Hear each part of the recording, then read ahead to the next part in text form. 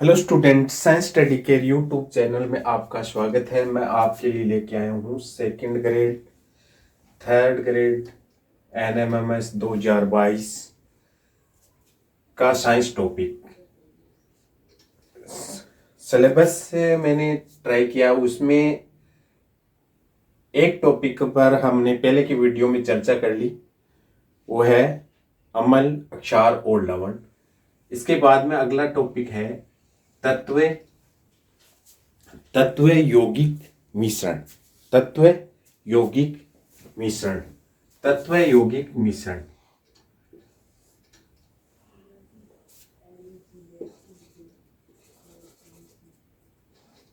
तत्व यौगिक मिश्रण। जनरली तत्व होता क्या है, या तत्व का प्रयोग, तत्व शब्द का प्रयोग सबसे पहले किसने किया? तो रॉबर्ट बायल नाम का एक व्यक्ति था। रॉबर्ट बायल ने सबसे पहले तत्व शब्द का प्रयोग किया। रॉबर्ट बायल ने सबसे पहले तत्व शब्द का प्रयोग किया। इसी प्रकार से तत्व की परिभाषा सबसे पहले एंटोनी एल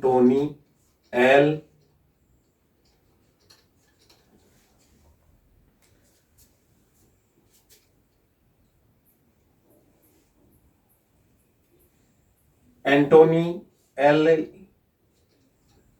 ने परिभाषित किया सबसे पहले तत्व को। किस प्रकार से परिभाषित किया कि तत्व पदार्थ का मूल रूप है। तत्व पदार्थ का मूल रूप है जिसे रासायनिक प्रतिक्रिया द्वारा अलग नहीं किया जा सकता। ये एंटोनी ने परिभाषा दी। इसके बाद में आपको मैं बता देता हूं कि तत्व का वर्गीकरण किया गया। तत्व को 3 भागों में बांटा गया: धातु, अधातु और उपधातु। उपधातु। धातु, कौन से तत्व धातु हैं? तो एक सिंपल डेफिनेशन हम नहीं कह सकते। कुछ कैरेक्टर्स के आधार पर धातु की पहचान होती है। जैसे चमकीली धातुएं चमकीली होती हैं। धातुएं चमकीली होती हैं। चांदी जैसी सफेद, सोने जैसी पीली होती है। चांदी जैसी सफेद, सोने जैसी पीली होती है। सोने जैसी पीली होती है। विद्युत और ऊष्मा की कुचालक होती है, सुचालक होती है। विद्युत और ऊष्मा की सुचालक होती है। तन्य होती है। आघातवर्धन्य होती है। आघातवर्धन्य होती है। जैसे कॉपर, सोना, चांदी, लेड, मरकरी आदि बहुत सारे एग्जाम्पल्स हम धातुओं के ले सकते हैं। इसमें देखो क्या होता है कि केवल 2 तत्व ऐसे हैं जो कमरे के ताप पर द्रव अवस्था में होते हैं। जनरली हमें पारे का पता रहता है, इसको हमने रट लिया है कि पारा कमरे के ताप पर द्रव अवस्था में होता है, और पारा धातु है।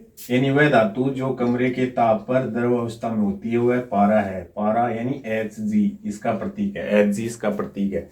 लेकिन एक तत्व और है, ब्रोमीन। ब्रोमीन भी कमरे के ताप पर क्या होता है? द्रव अवस्था में होता है, लेकिन ये अधातु है। तो 2 तत्व ऐसे हैं जो कमरे के ताप पर द्रव अवस्था में होते हैं, एक तो मरकरी और एक अधातु। जो ब्रोमीन, ए धातु ब्रोमीन। इसी प्रकार से कुछ धातुएं जैसे गैलियम,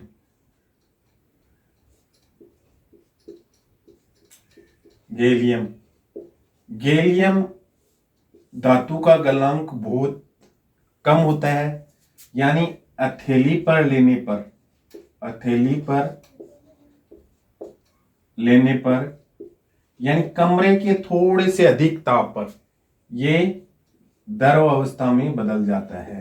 द्रव अवस्था में गैलियम और सीजियम, दो नाम याद रखने, गैलियम और सीजियम दो ऐसी धातुएं हैं जो कमरे के ताप पर, कमरे के थोड़े अधिक ताप पर, अब तक के 98 तत्व प्राकृतिक रूप से खोजे जा चुके। इसके बाद जो तत्व है ना वो मानव निर्मित है।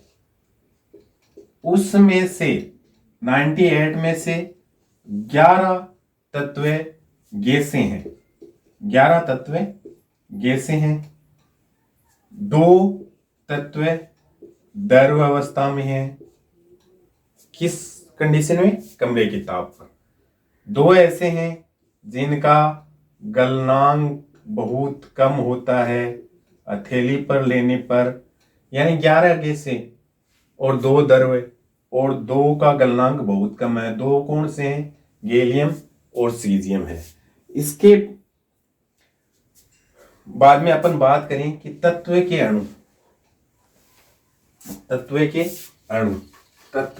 अणु को, यानी तत्व के अणु के प्रकार, तो एक परमाणविक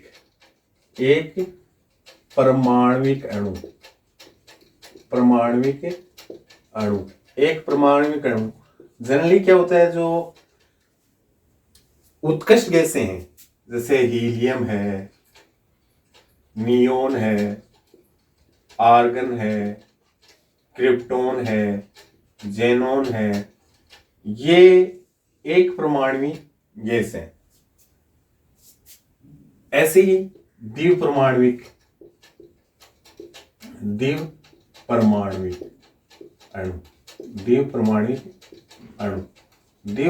अणु में बात करें अपन, जैसे N2 है, O2 है ना, Cl2 है, Br2 है, ये द्विपरमाणिक अणु है। ऐसे ही त्रिपरमाणुक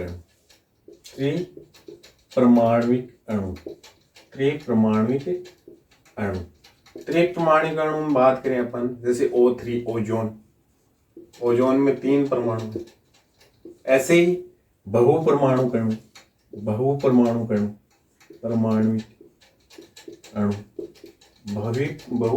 अणु में देखो, जैसे S8 सल्फर, P4 ये बहुपरमाणुक अणु है। जनरली यहां से क्वेश्चन पूछा जा सकता है कि सल्फर को किस प्रकार से रिप्रेजेंट करते हैं, तो हम बता देंगे S8। ऐसे ही अपन बात करें आणविक द्रव्यमान, यहां से भी काफी क्वेश्चन पूछे जाते हैं कॉम्पिटिटिव एग्जाम में। आणविक द्रव्यमान में देखो, आणविक द्रव्यमान क्या होता है, पहले तो अपन ये बात करें कि जैसे एक अणु लिखा मैंने H2O, यौगिक है ये H2O। अब इसका आणविक द्रव्यमान कितना है, तो H का परमाणुिक भार और O का परमाणुिक भार दोनों का योग है ना, वो इसका क्या है, आणविक द्रव्यमान है। तो H का परमाणुिक भार 1 होता है। ये अपने को परमाणुिक भार है ना, परमाणु भार याद करने पड़ेंगे पूछ के, ज्यादा के नहीं याद करने, 2-4 के करने। H कितने हैं, 2, प्लस ऑक्सीजन का आणविक भार कितना होता है, 16, और ऑक्सीजन है कितने, 1, तो 2 गुणा 1 प्लस 1 गुणा 16, यानी 2 गुणा 1 कितना है 2, 16 गुणा 1 कितना है 16, बराबर कितने हो गए 18। तो AMU आणविक द्रव्यमान की इकाई है AMU, एटॉमिक मास यूनिट। तो यहां अपने को पूछा जा सकता है कि ये आणविक द्रव्यमान कितना आया जल का, 18 आया। ऐसे मान लो एक सिंपल सा एग्जांपल मैं और लेता हूं, NH3। तो N का परमाणु भार है वो 14 होता है, H का 1 होता है, H है कितने 3, तो कितना आ गया 17 AMU। ऐसे अपने को क्या करने हैं, आणविक द्रव्यमान ज्ञात करना है, आणविक द्रव्यमान ज्ञात करना है। आणविक द्रव्यमान कैसे ज्ञात करेंगे, कुछ के अपने को परमाणु भार याद रखना पड़ेगा, जैसे हाइड्रोजन का है, ऑक्सीजन का है, नाइट्रोजन का है, हीलियम का है, कार्बन का है, इनके अपने को आणविक द्रव्यमान ज्ञात करने होंगे। इसके बाद में जनरली एक क्वेश्चन ऐसा पूछा जाता है,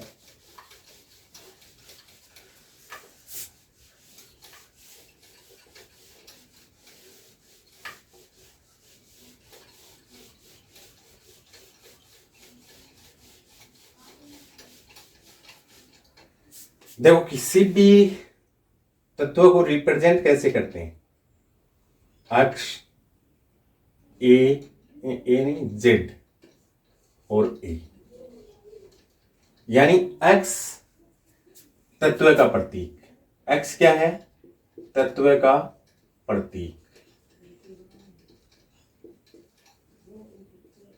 और ए क्या है द्रव्यमान संख्या, द्रव्यमान संख्या, और जेड क्या है परमाणु संख्या, परमाणु संख्या। प्रतीक का तो हमें पता ही है कि जैसे अपन शुरू से पढ़ते आ रहे हैं, हाइड्रोजन का प्रतीक H है, ऑक्सीजन का O है, नाइट्रोजन का N है ना, क्लोरीन का Cl है, ब्रोमीन का Br है, कॉपर का Cu है, जिंक का Zn है, ऐसे प्रतीक पढ़ते आ रहे हैं अपन। अब देखो Z है ना, Z यानी परमाणु संख्या क्या होती है, पहले अपने को ये पढ़ना पड़ेगा परमाणु संख्या। तो किसी भी परमाणु में प्रोटॉन की संख्या है वही उसकी परमाणु संख्या है, किसी भी परमाणु में प्रोटॉन की संख्या कोई उसकी क्या कहते हैं परमाणु संख्या कहते हैं। देखो ये यहां से क्वेश्चन पूछा गया है, बहुत सी कंपटीशन में पूछते हैं, ये भी अपने को ध्यान रखना है। और उदासीन परमाणु होता है उसके अंदर परमाणु संख्या प्रोटॉन की संख्या और इलेक्ट्रॉन की संख्या क्या होती है समान होती है, यानी Z plus P plus Z बराबर E बराबर E उदासीन के लिए, उदासीन परमाणु के लिए, उदासीन परमाणु में परमाणु संख्या प्रोटॉन की संख्या इलेक्ट्रॉन की संख्या क्या होती है बराबर होती है। ए द्रव्यमान संख्या, द्रव्यमान संख्या क्या है, यानी द्रव्यमान संख्या एक्चुअल में अपन सिंपल भाषा में ये समझ सकते हैं कि उस परमाणु का भार है, परमाणु का द्रव्यमान है। वो परमाणु का द्रव्यमान किस पर डिपेंड करेगा, न्यूक्लियन पर डिपेंड करेगा, न्यूक्लियन पर डिपेंड करेगा। और न्यूक्लियन है कौन, P और N, P और N, P का मतलब प्रोटॉन, N का मतलब न्यूट्रॉन।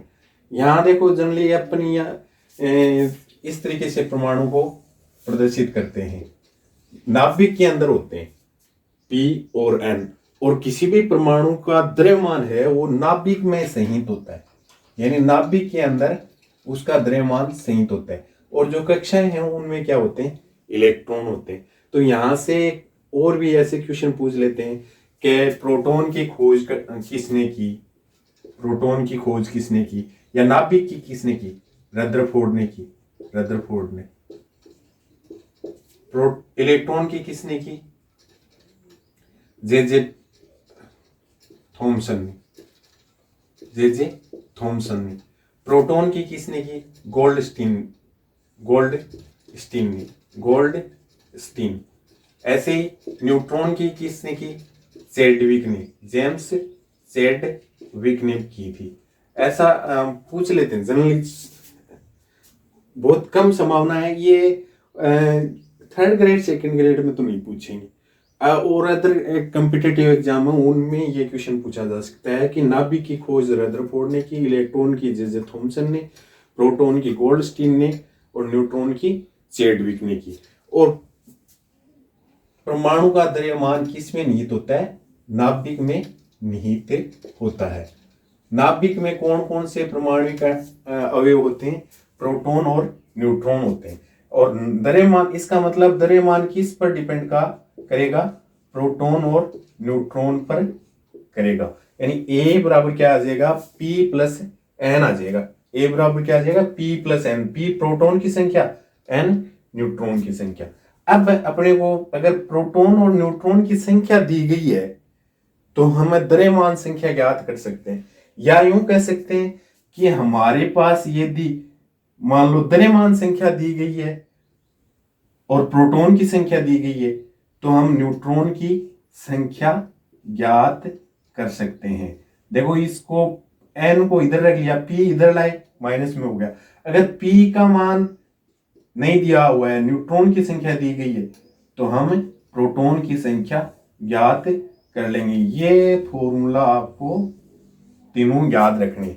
जैसे मान लो एक मैं सिंपल एक एलिमेंट का करके बताता हूं आपको। कार्बन 614, ये 6 किसको बता रहा है?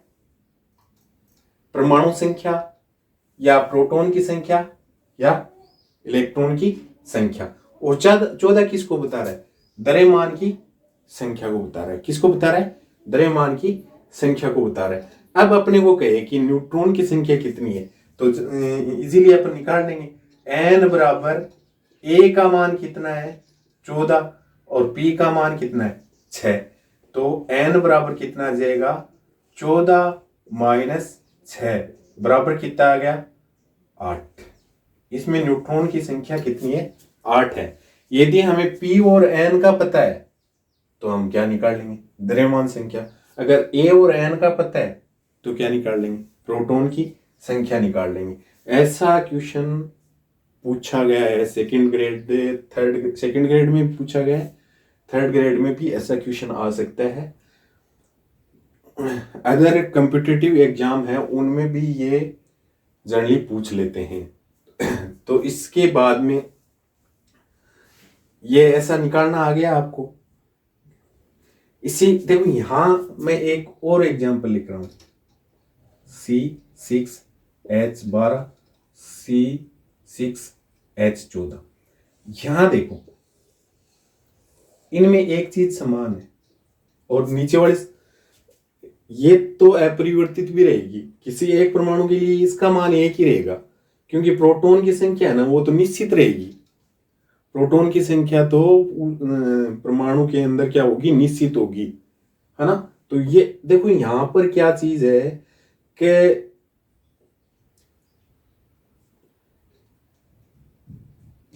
प्रोटॉन की संख्या समान है, इसमें परमाणु संख्या समान है, लेकिन द्रव्यमान संख्या दोनों में क्या क्या है? क्या है? अलग अलग है।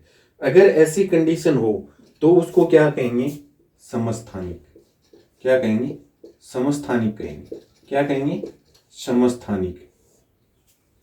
यानी किसी तत्व के परमाणु में प्रोटॉन की संख्या समान है और द्रव्यमान संख्या अलग अलग है तो वे एक दूसरे के क्या कहलाएंगे? समस्थानिक कहलाएंगे। और समस्थानिक के बहुत उपयोग है।